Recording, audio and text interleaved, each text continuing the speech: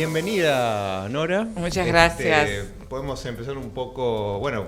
Gracias por la invitación, primero que nada. ¿Podés contarnos, si querés, un poco qué es lo que haces? Porque, bueno, vos trabajas para una agencia de rating, pero que está asociada a una universidad, que es la 3 de febrero. ¿Cómo sí. es eso? Bueno, el desafío se crea a raíz de la nueva ley de mercado de capitales en el año 2012, que se incluye, luego de la crisis subprime, se incluye la alternativa de que las universidades públicas puedan ser agencias de calificación de riesgo. Y en ese aspecto, la ley se sanciona en una primera instancia y dentro del contexto en donde se dicta la nueva ley, se generó cierta rispidez en el sentido de, las universidades públicas, el Estado detrás de una calificadora de riesgo, el avance del Estado sobre lo privado, y como que... A pesar de todo eso, la Universidad de 3 de Febrero es una universidad nacional, asume el desafío y, de la mano de quien es el alma mater de la agencia, que es la licenciada Raquel Kismer, que ella se pone sobre el hombro crear una calificadora de riesgo en el ámbito de la universidad.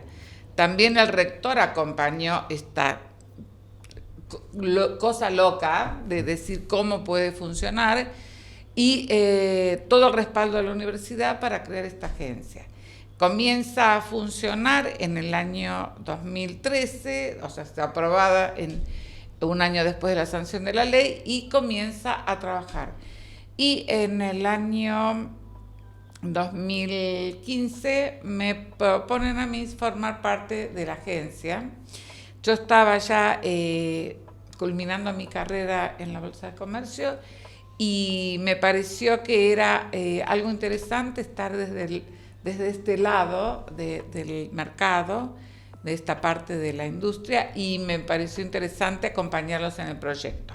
Entonces, ahí comenzamos a trabajar con diversos productos. La calificadora tiene...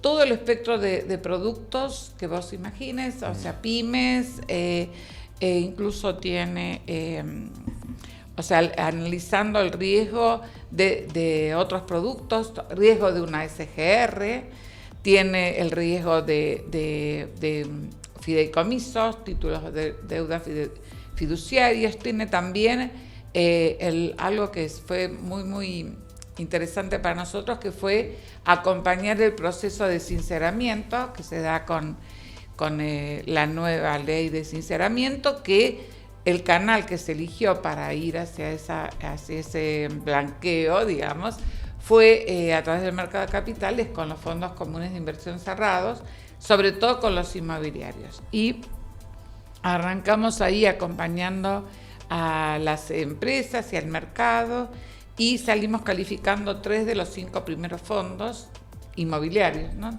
Los 3 fondos, 2 de Alaria y 1 de Predial, que lo hizo Quinquela como administradora, y eso nos puso en sintonía de tener una expertise ahí muy interesante. Después ya calificamos otros 2 que no tenían nada que ver con los inmobiliarios, sino que eran productivos. 3 productivos, estamos trabajando con otro más.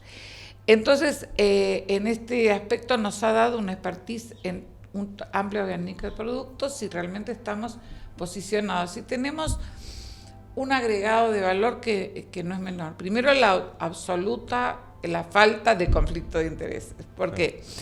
Porque nosotros no somos una sociedad anónima. A mí no me viene el rector y me dice quiero pagar dividendos. Entonces, eso hace que nosotros decimos, bueno, este producto no nos interesa, no necesitamos tener este ingreso porque tiene mucho riesgo o porque no nos cierra el armado del producto o lo que te parezca a vos que puede ser un elemento objetivo que digamos, bueno, no lo hacemos, o darle una calificación que no es simpática a quien nos contrate. Eso nosotros no tenemos ese conflicto, no nos puede pasar lo que pasó en la, ¿cómo se llama? Big Short. En la película Big Short. Sí, claro. Que dice, bueno, Sí. ¿qué querés si va la competencia? No, bueno, eso nosotros no nos pasa y tenemos una buena trayectoria ahí también. Hay un tema, justo sacaste la película, esta Big Short. Había una antes, bueno, pues yo soy medio cinéfilo, que fue un documental que ganó el Oscar creo en el 2011, que es The Inside Job, que fue, digamos, Big Short fue como la adaptación dramática.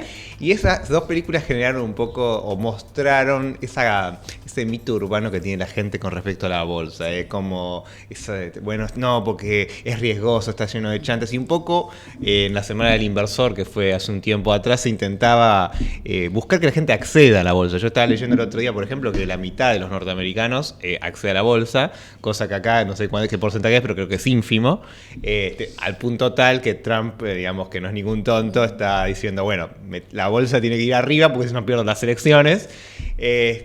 Bueno, ¿qué pasa acá? ¿Cuáles son las dificultades? Hablaste de la educación, pero también la falta de capitales, de inversión.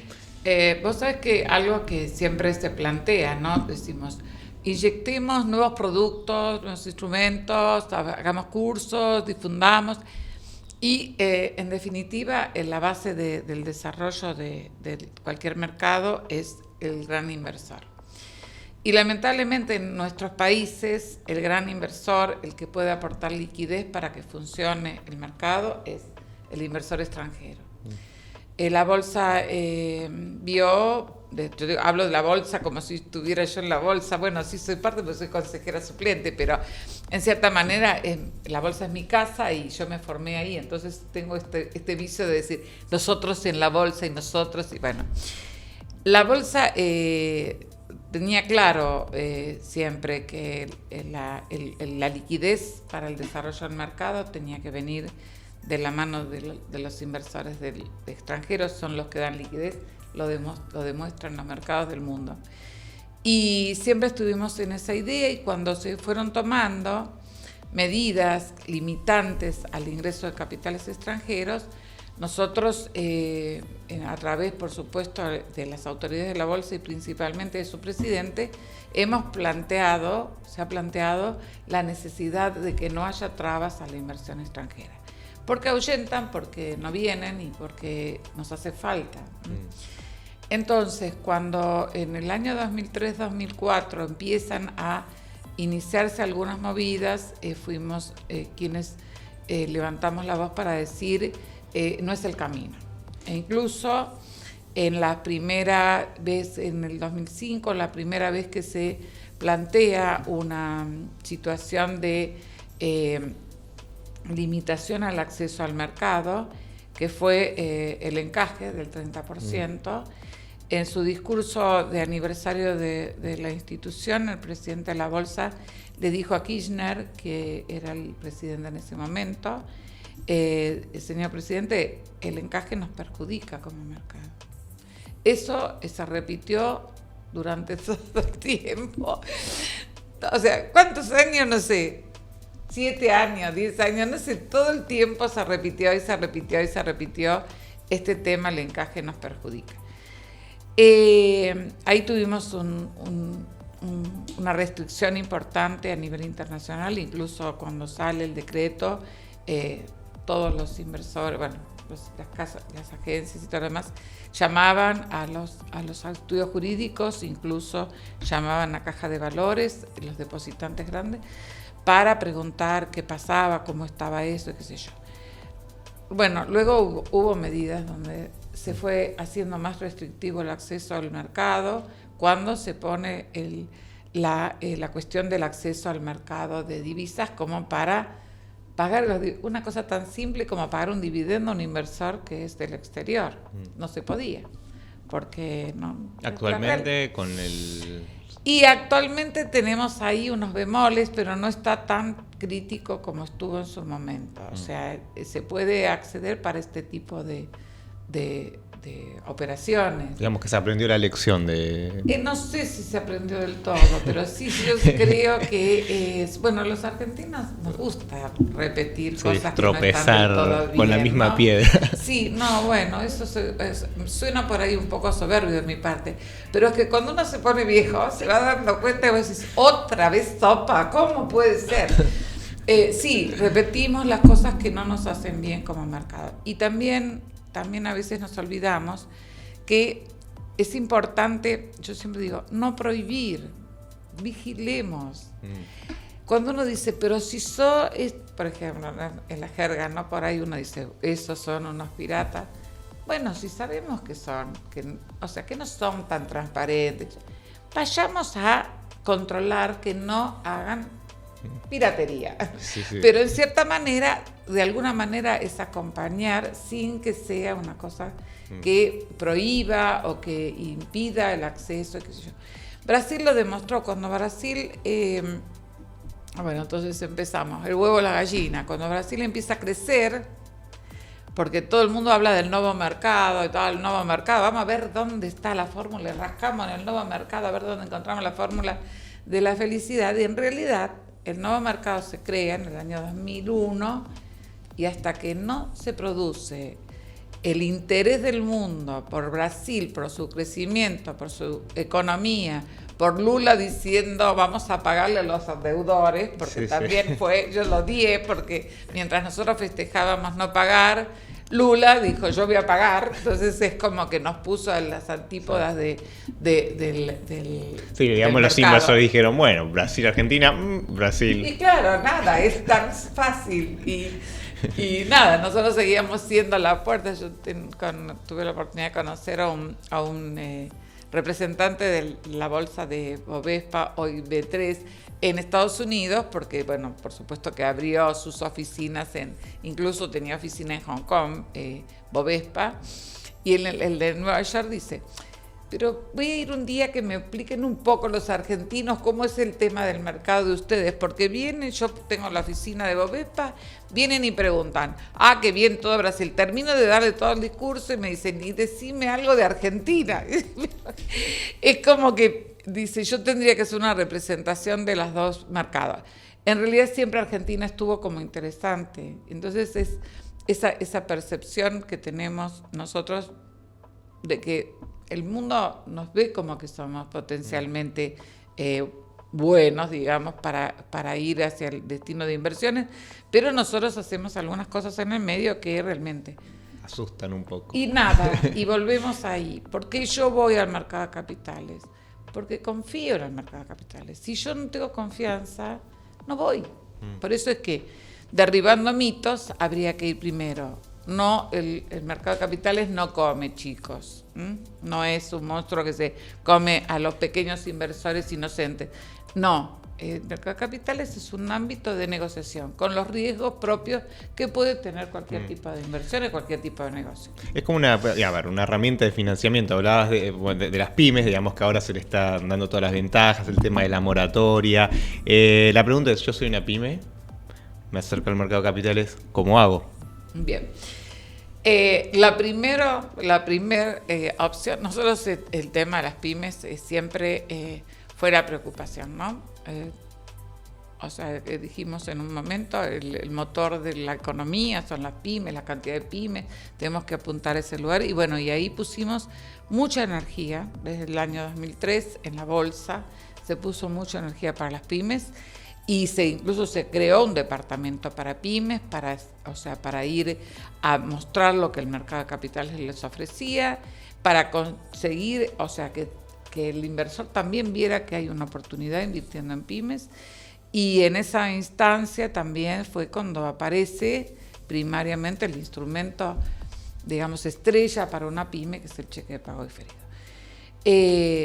Es algo tan sencillo, que no requiere más que ir, soy una pyme, de la mano de este instrumento y de la mano de otro, los que están en las SGR, un día yo dije, la frutilla del postre es la SGR, la Sociedad de Garantía Recíproca, que han hecho un trabajo excepcional, porque le permiten que la pyme pueda acceder a líneas de crédito o pueda acceder al mercado con unas tasas que son casi las de las grandes empresas. Entonces, si yo tengo los cheques avalados, y hablo de los cheques avalados, puedo decir que es el instrumento más exitoso que hemos tenido en Argentina en toda la historia del mercado de capitales. y orientado a la pyme, ¿no? Fuimos para el lado. Si bien el cheque en su primer momento era un cheque para todos, o sea, incluso las grandes también han hecho emisiones de cheques. Los primeros que tuvimos fueron unos cheques de Telefónica, pero el gran éxito del cheque fue la pyme. Y sobre todo los cheques que venían con la garantía de la SGR. Después de los cheques se ofrecieron las obligaciones negociables con garantía de una SGR.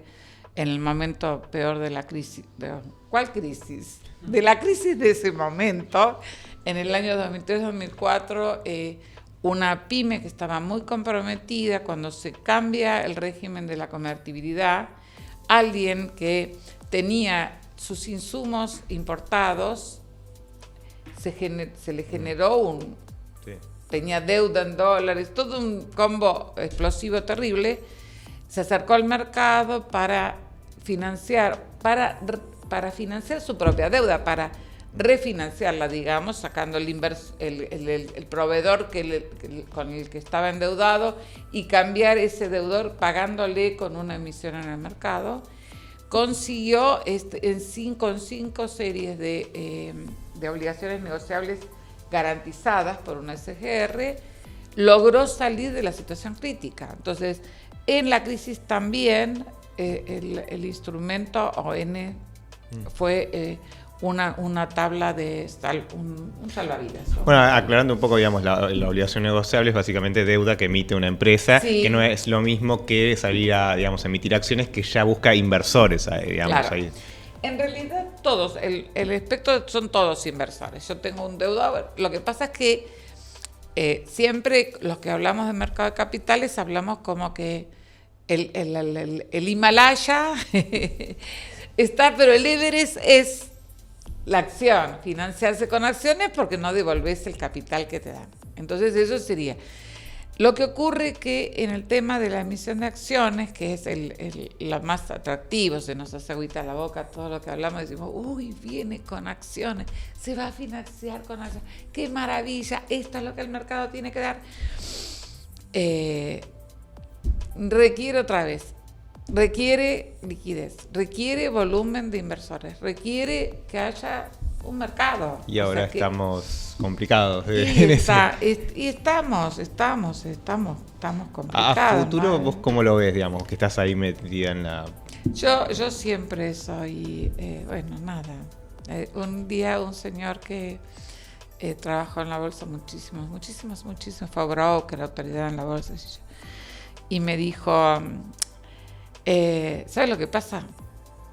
¿Por qué nos atrae tanto a la bolsa a nosotros, que somos optimistas y que queremos ver todo lo positivo y qué sé yo?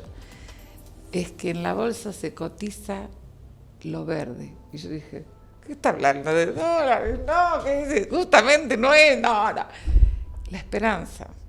Entonces, porque el que va a la bolsa tiene que ser alguien muy optimista, porque va pensando que va a ganar. ¿Quién va a un mercado para perder? Obviamente que no. Entonces, y yo que no soy inversora nata, no es mi rubro, no es mi especialidad, pero sí soy una convencida de que está todo por mejorar, está todo por hacer. El mercado tiene mucho para crecer. Argentina es un país que tiene una potencialidad, lo volvemos a decir, una potencialidad enorme. Y bueno, y lo que necesitamos trabajar, que eso lamentablemente nosotros no lo podemos hacer, ni charlando toda una vida de estos temas, ni que la gente sepa, es este elemento de la confianza. Y hablo de confianza porque en una oportunidad hablábamos de credibilidad y nos comentaron muy acertadamente que el término credibilidad refería a un aspecto religioso. La creencia es un aspecto religioso y no, entonces hablamos sencillo, confianza. Yo pienso que vos vas a honrar tu deuda, vos vas a cumplir con tu meta, vas a ser un buen empresario. Si yo no creo en eso, entonces el mercado no tiene sentido. Contame el caso emblemático de la pyme que está cotizando, un poco como ejemplo del proceso, cómo es. Bueno, nada, nosotros tuvimos en su momento empezaron a aparecer esto que decíamos la frutilla del postre, que es la financiación de la pyme genuina financiación con la colocación de acciones. Nada, es la verdad que un proyecto hermoso, se trabajó mucho, vinieron empresas, muy buenas empresas al mercado, con buenas colocaciones, pero el tema es que el mercado, si no le ofrece posibilidades de capital para financiarse genuinamente, si hay capital para la deuda, pero no hay capital para las acciones, la empresa tiene una serie de costos y el mercado no le responde con la atracción que tiene que tener, es decir, recurso. Entonces las empresas también están abandonando y decir, bueno, yo estoy en un momento en donde tengo que ajustar y es un lujo tener una cotización de acciones cuando yo no voy a financiarme a través de este instrumento. Entonces prefiero quedarme con en el régimen PYME, pero con deuda. O con deuda, con cheques. O sea, el espectro de los cheques, bueno, eso es lo más sencillo. ¿Y los grandes inversores nos interesan en estos casos? Porque uno pensaría que, bueno, hay que diversificar, capaz que... Sí, hubo mucha evolución, pero lo que pasa es que en el momento, si vos, volvemos a decir, si yo te digo a vos, mirá, tenés dos opciones. En este tenés una posibilidad de tener una renta más alta, pero ¿sabés qué pasa? Que a veces el mercado se cierra y si vos querés vender no podés. Y tenés esta donde es efectivo al toque. Y vos vas a decir, bueno, y la verdad que prefiero tener una perspectiva de ganar menos, pero tengo el tema de que me voy al toque. De huir rápido, digamos, claro, en caso de emergencia. Eso, ¿viste? Y bueno, y la pyme, el gran problema es el tema de construir la liquidez, y volvemos otra vez al mismo tema. ¿Cómo se construye la liquidez? Y bueno, inversores o la población general. Claro, pero más. Si no, claro, el tema, mira, yo cuento la experiencia, siempre hablo mucho de Brasil como el ejemplo a seguir porque ellos han incursionado en todo, fracasando, yendo con éxito, sin éxito. Ellos hicieron en un momento, bueno, al principio de la charla decíamos, con este señor Magliano, el tema de la popularización, muchos se reían, bueno, también, bueno, o sea, el tema de cómo que vas a ir ahí a tocar puertas y todo eso no corresponde. Pero él hizo un esquema de popularización y una de las cosas que a mí me impactaron de ese esquema era derribar mitos, ¿no? Entonces, la mujer, por ahí, apuntemos a la mujer. Y se hacían clubes, ellos llaman clubes de investimento, ¿no? Que son los clubes de inversión formados para mujeres. Y había, muy exitoso, un club de inversión que eran jubiladas, maestras jubiladas. Y se generó un club para ellas. Y después se generó en la favela, en La Rosiña, se creó un club de inversión donde mujeres, pequeñas cantidades, se juntaban en estos clubes, se obtenían rendimientos que si iban a ponerlos un ahorro de monedas, nadie se los recibía. Y en estos clubes no había límite mínimo y se administraba esta cantidad de pequeños ahorros. No es un éxito, pero sí es un deseo de aumentar el mercado, porque poca o mucha gente, vos tenés que ir a un broker a hacer la operación de comprar acciones o de comprar algún otro instrumento de inversión. Y es un trabajo de campo que fue exitoso, lo hicieron, fue exitoso, funcionó, hoy no sé cómo sigue, la bolsa creció mucho, entonces eso fue una anécdota. Pero yo creo que, que hay que ir a todo el público. Lo que ocurre es que hoy hablar de hacer algo de eso, tenés que hacer una tarea de prédica. Te pones al lado del cura y empezás a hablarle a la gente de que si tiene pequeños ahorros también lo puede aprovechar.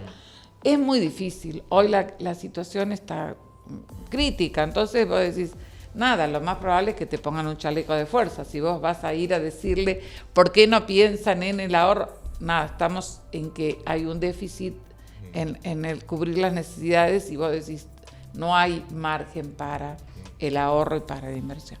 Pero sí es cierto que la expectativa tiene que ser siempre positiva. Claro. Sí, la gente de vuelta, de derribar los mitos, también la idea de que te vas a hacer rico, de toda la... O sea, porque yo el otro día ponía en los grupos de inversores, la forma de hacerse rico en la bolsa es dando cursos sobre cómo invertir en bolsa. Todos se reían como diciendo, es verdad, o pone un broker, o sea... Es más digamos, yo lo veo siempre como economista como una herramienta de financiamiento muy importante y también, bueno, para ganar la inflación. Ahora, no es lo mismo un mercado que tiene 3 pymes que tener 50.000 pymes y podés diversificar, digamos, no es lo mismo. Y bueno, ahí está el problema. Bueno, hablábamos justamente de digamos, que si vos querés realmente, digamos, ganar, digamos, de alguna forma, usar la bolsa como para ganarle, por ejemplo, a la inflación, ni siquiera para ser rico, necesitas un mercado que haya muchas opciones, no solamente grandes empresas, sino también pequeñas empresas que son las que, o medianas, que generan la mayor rentabilidad. Ahora, si tenés 2 o 3, diversificación no tenés, y la diversificación es muy importante. O sea, si tenés 200, sí, bueno, quebrarán 3, 4, 10, pero si no, complicado. Sí, bueno, el tema es, yo abro un supermercado y lleno las góndolas de productos y después, ¿y quién viene a comprar? Volvemos al tema de, si nosotros decimos, yo abro un supermercado, lo lleno de mercadería y qué sé yo, pero necesito quien vaya a comprar. Entonces, un poco es, yo le puedo dar al inversor un montón de productos, pero el tema es que volvemos a la cuestión. Yo necesito tener los inversores, yo necesito liquidez. Y la liquidez la forman los grandes inversores. Entonces, o sea, yo puedo hablar mucho de que vengan a la bolsa, pero la cuestión pasa por el hecho de que el inversor no va a hacer plata por ir a invertir en la bolsa, va a poder, o sea, tener más posibilidades de ganar si tiene un mercado líquido en donde le permite salir de una inversión a hacer otra, sacar la diferencia y, o sea, multiplicar esa diferencia con una nueva inversión, o sea, moviéndose dentro del mercado. Claro. Ahora, si yo siempre digo que la gente se puede hacer rica con la bolsa, pero se hace rico porque es astuto, no porque la bolsa... escúchame, en la bolsa yo conozco muchísima gente y muchísima gente que ha hecho muchísimo dinero y conozco gente que ha estado al mismo tiempo, que ha hecho inversiones así de manera casi permanente y que no se ha hecho rico, al contrario, algunos que, o sea, no sé si no han salido peor de lo que entraron. O sea, hay algo que sí es cierto y en esto es real. Cuando hablamos de cómo enfrenta el inversor todos los riesgos del mercado y cómo los tiene que enfrentar.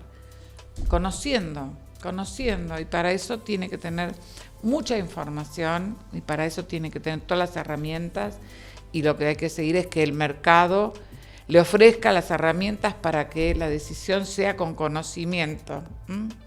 Yo puedo agarrar y decir, uy, cuánto riesgo tengo acá, pero sé que hay un riesgo.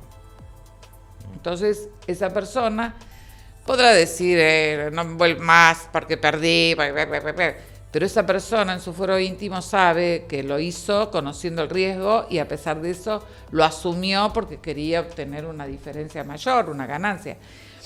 Lo peor que puede pasar es que el señor que vino a invertir realmente haya hecho un muy mal negocio porque no sabía qué estaba haciendo. Eso es lo más doloroso que puede haber.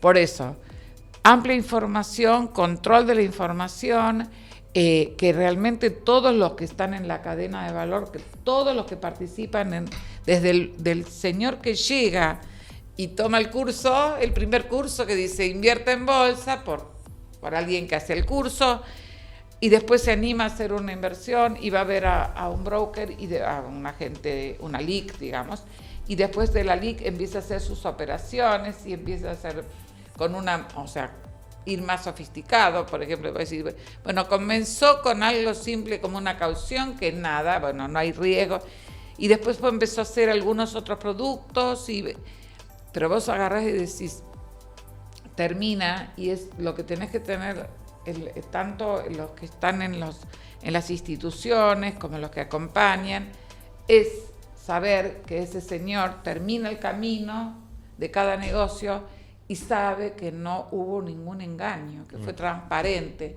que tuvo todo. Entonces, saber, por ejemplo, tener claro, todos tener claro cuáles son los delitos bursátiles. Sí. Es un tema que a nadie le gusta escuchar. Claro, porque si yo te digo, mira, el que está comprando y vendiendo para hacer la idea de que es un mercado líquido, y después resulta que cuando termina de hacer su negocio se va y te quedaste encerrado, sí. A nadie le gusta escuchar eso. Pero sí es cierto que se ha avanzado mucho con este tema de protección al inversor, la transparencia, cuando se ponen en el Código Penal los delitos bursátiles, en donde vos tenés la manipulación, el engaño, el no darle el insider trader, un montón de figuras que el mundo tiene y que te ayudan a que el juez, por lo menos cuando vas, entienda de qué se trata. En su momento hablábamos de decir, por ejemplo, alguien había tenido una horrible experiencia porque había habido todo esto, abuso, manipulación, engaño, todo junto, un gran combo. Y el señor iba al juez y iba con, a ver, el tipo delictivo era la estafa, porque quién engañándose.